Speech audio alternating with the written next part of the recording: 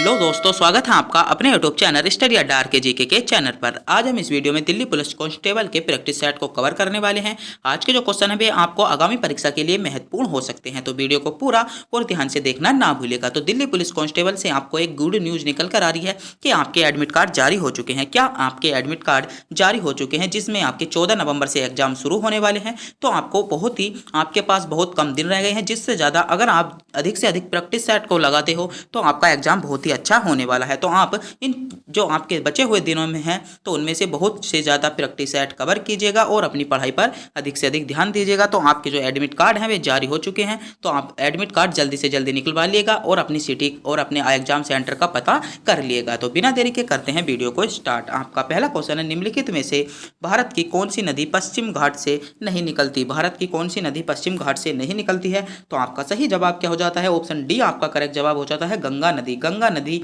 जो भारत की पश्चिमी घाट से नहीं निकलती है। तो आपके भी पास टाइम की बहुत कमी है, तो आज हम इस वीडियो में जल्दी से जल्दी आपको इस प्रैक्टिस सेट को कवर कराने वाले हैं, जो आपकी वीडियो लगभग 20 से 25 मिनट की होने वाली है। तो वीडियो को पूरा और ध्यान से देखने का।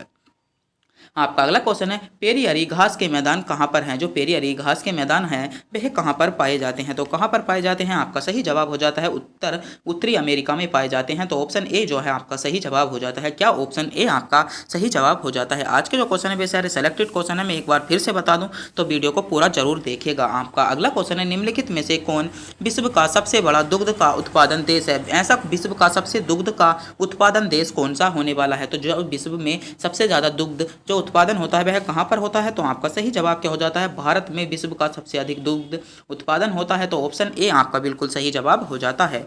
आपका अगला क्वेश्चन है, निम्नलिखित में से किसे बैंकों का बैंक कहा जाता है। क्वेश्चन नंबर 4 आपका दिल्ली पुलिस एग्जाम के लिए बहुत ही महत्वपूर्ण होने वाला है कि निम्नलिखित में से किसे बैंकों का बैंक कहा जाता है। तो किसको बैंकों का बैंक कहा जाता है। तो महत्वपूर्ण क्वेश्चन है, तो आपका सही जवाब क्या हो जाता है, आपका करेक्ट जवाब हो जाता है आरबीआई को। आरबीआई को बैंकों के बैंक के नाम से भी जाना जाता है। तो ऑप्शन डी आपका बिल्कुल सही जवाब हो जाता है। आपका अगला क्वेश्चन है, निम्नलिखित में से कौन सा विश्व का सबसे ऊंचा पठार है। महत्वपूर्ण क्वेश्चन है और अधिकतर एग्जामों में पूछे जाने वाला है। आपको 14 नवंबर के लिए बहुत महत्वपूर्ण क्वेश्चन होने वाला है कि सबसे ऊंचा विश्व का सबसे ऊंचा पठार कौन सा है। तो विश्व का सबसे ऊंचा पठार क्या हो जाएगा, पामीर का आपका पठार हो जाएगा। तो ऑप्शन बी आपका बिल्कुल करेक्ट जवाब हो जाता है। क्या ऑप्शन बी आपका करेक्ट जवाब हो जाता है। आपका अगला क्वेश्चन है, द्रोणाचार्य पुरस्कार किसे प्रदान किया जाता है। जो द्रोणाचार्य पुरस्कार है वह किसे प्रदान किया जाता है। तो क्वेश्चन नंबर 6 महत्वपूर्ण क्वेश्चन है, तो किसको प्रदान किया जाता है। आपका सही जवाब हो जाएगा खेल प्रशासनिक के लिए। ऑप्शन सी आपका बिल्कुल सही जवाब हो जाता है। अगर आपने भी अभी तक एडमिट कार्ड नहीं निकले हैं या आपको एडमिट कार्ड की जानकारी नहीं मिली है तो आपको उसके ऊपर एक वीडियो मिल जाएगी, जिसे आप देखकर आप क्या है अपना एडमिट कार्ड को निकाल सकते हो। आपका अगला क्वेश्चन है, भारत में 26 जनवरी को किस दिन के रूप में बनाया जाता है। तो किस दिन के रूप में बनाया जाता है। तो क्वेश्चन नंबर 7 का जवाब आपको क्या है कमेंट बॉक्स में बताना होगा। क्या क्वेश्चन नंबर 7 का जवाब आपको कमेंट बॉक्स में बताना होगा कि भारत में 26 जनवरी को किस रूप में बनाया जाता है। तो जल्दी से जल्दी इस क्वेश्चन का जवाब आपको कमेंट बॉक्स में बताना होगा। आपका अगला क्वेश्चन है, भारत में बिजली उत्पादन करने के लिए सबसे महत्वपूर्ण कच्चा माल क्या है। जो भारत में बिजली उत्पादन करने के लिए सबसे महत्वपूर्ण कच्चा माल क्या है। तो सबसे महत्वपूर्ण कच्चा माल क्या है, आपका सही जवाब हो जाता है कोयला। ऑप्शन ए आपका सही जवाब हो जाता है। आपका अगला क्वेश्चन है, निम्नलिखित में से भारत के किस केंद्र शासित या संघ प्रदेश सर्वाधिक प्रगति वर्ग किलोमीटर जनसंख्या घनत्व है। तो कहाँ पर है। तो आपका सही जवाब क्या हो जाता है, दिल्ली आपका करेक्ट जवाब हो जाएगा। क्या दिल्ली पुलिस के लिए आपका दिल्ली आपका बिल्कुल सही जवाब हो जाता है। तो ऑप्शन सी जो आपका विकल्प है, विकल्प जो सी है बिल्कुल करेक्ट जवाब हो जाएगा।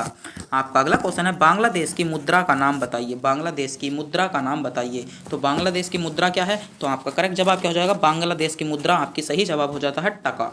ऑप्शन बी जो है विकल्प बी आपका करेक्ट जवाब हो जाता है। बांग्लादेश की मुद्रा क्या है, टका है। तो आपको बताना होगा कि बांग्लादेश की राजधानी क्या है। बांग्लादेश की राजधानी आपको कमेंट बॉक्स में बताना होगा। अगर आपको भी इस क्वेश्चन का जवाब का पता है कि बांग्लादेश की राजधानी क्या है तो कमेंट बॉक्स में बताना ना भूलिएगा। तो जल्दी से जल्दी कमेंट कर दीजिएगा प्लीज़, जल्दी से जल्दी कमेंट बॉक्स में बता दीजिएगा। आपका अगला क्वेश्चन है, फ्यूज में प्रयुक्त तार है, जो फ्यूज में प्रयुक्त तार का प्रयोग किया जाता है वह कैसा होता है, तो कैसा होता है, गलनांक काफ़ी कम होता है। जो फ्यूज में हम तार यूज करते हैं, जो आपके बोर्ड होता है, बोर्ड में फ्यूज होता है, जो उसमें हम तार का प्रयोग करते हैं उसका गलनांक बहुत ही कम होता है। क्या होता है, उसका गलनांक बहुत कम होता है। तो ऑप्शन बी जो है आपका बिल्कुल सही जवाब हो जाता है। आपका अगला क्वेश्चन है, भारतीय सिपाहियों ने 1857 के विद्रोह का नेता किसे घोषित किया था, तो नेता किसे घोषित किया था, जल्दी से जल्दी बताइएगा, किसे घोषित किया था, तो बहादुर शाह जफर को। किसे किया था, बहादुर शाह जफर को घोषित किया था। तो ऑप्शन डी बिल्कुल आपका करेक्ट जवाब हो जाएगा। क्या डी आपका बिल्कुल करेक्ट जवाब हो जाएगा।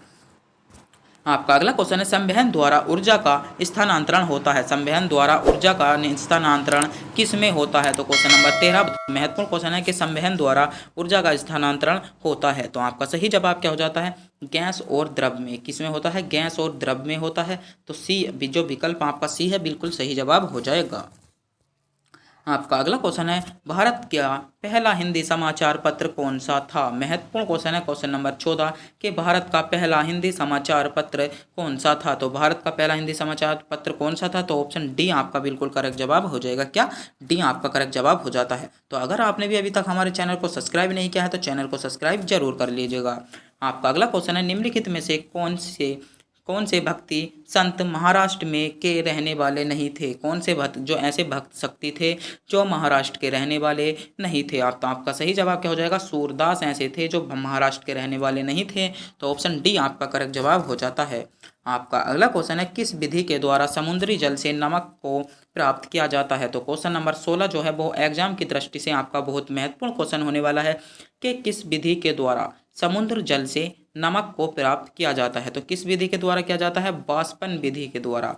तो विकल्प सी आपका सही जवाब हो जाता है। बाष्पन विधि के द्वारा समुद्र में जल को, समुद्र की जो जल है उससे नमक को अलग किया जाता है।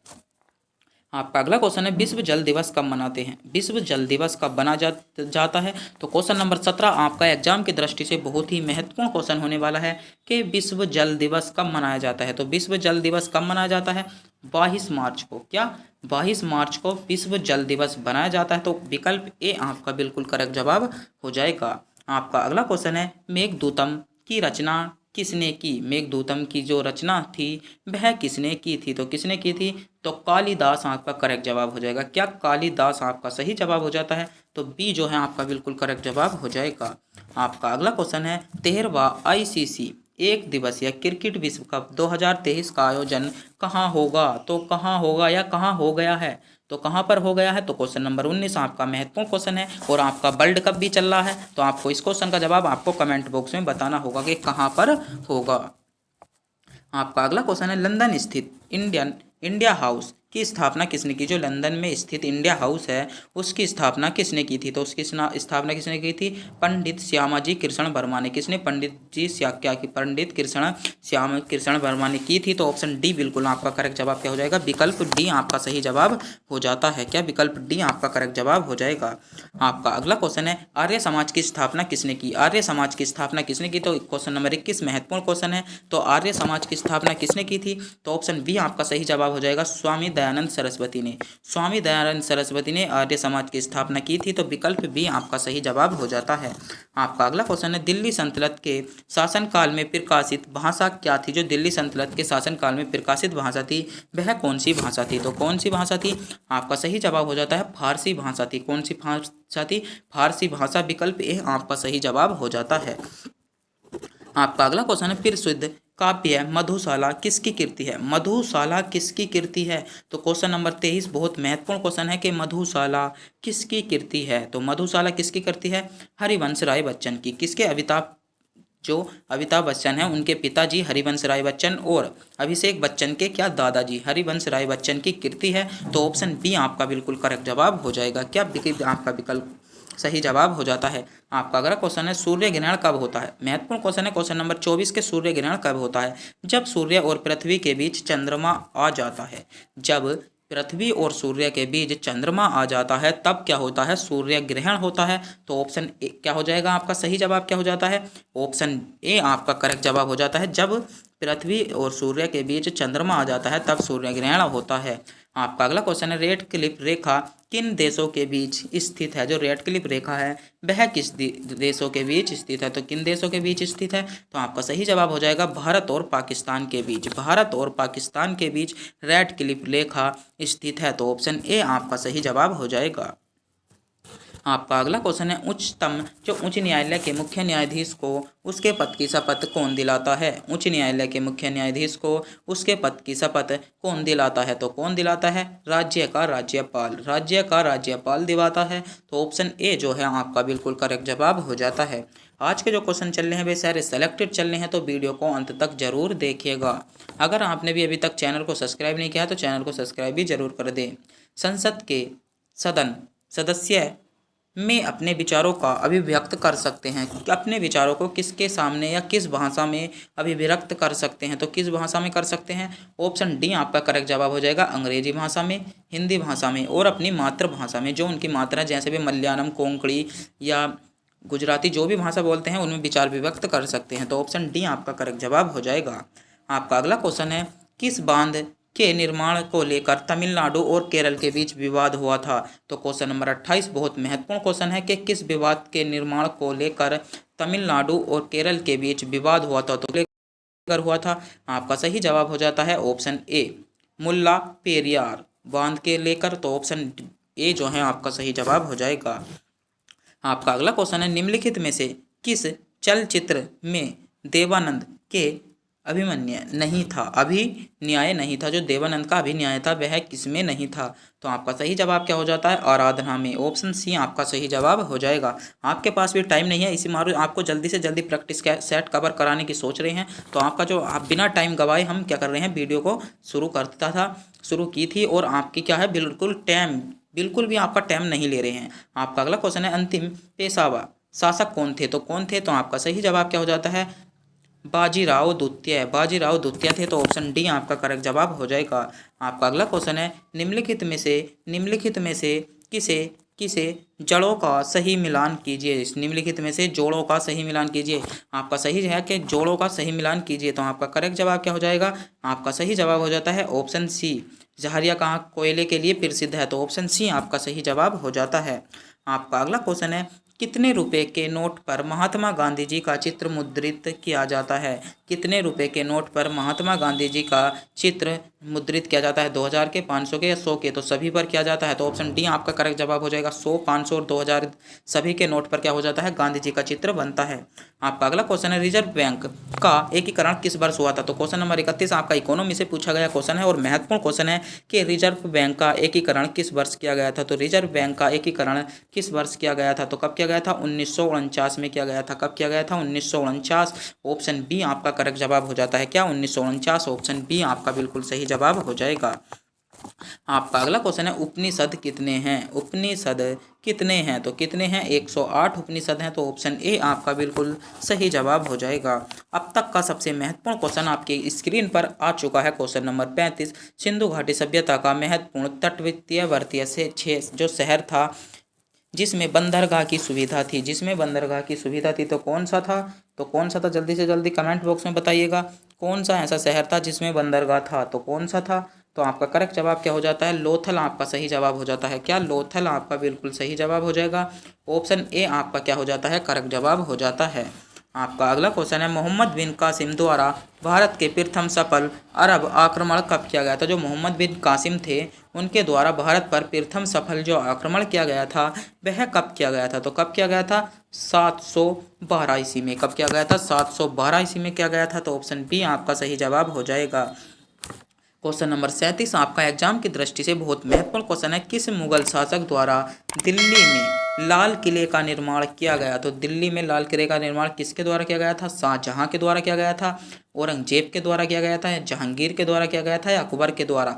तो दिल्ली का जो लाल किला है वह किसने बनवाया था, तो दिल्ली का लाल किला किसने बनवाया है, तो शाहजहां ने बनवाया है, तो ऑप्शन ए आपका बिल्कुल सही जवाब हो जाएगा। दिल्ली का लाल किला किसने बनवाया है, शाहजहां ने बनवाया है। आपका अगला क्वेश्चन है भारत में क्रिप्स मिशन का आगमन कब हुआ था? जो भारत में क्रिप्स मिशन था वह कब आया था? तो भारत में क्रिप्स मिशन कब आया? तो 1942 में भारत में क्रिप्स मिशन आया था। तो आपका सही जवाब क्या हो जाता है? ऑप्शन आपका ए बिल्कुल करेक्ट जवाब हो जाएगा। भारत में क्रिप्स मिशन कब आया था? तो 1942 में आया था। तो कब? आपका ऑप्शन ए बिल्कुल सही जवाब हो जाएगा। आपका अगला क्वेश्चन है, 3 परत वाली पंचायती राज प्रणाली में निम्नलिखित में से कौन सा माध्यम स्तर की इकाई है? कौन सी माध्यम स्तर की इकाई है?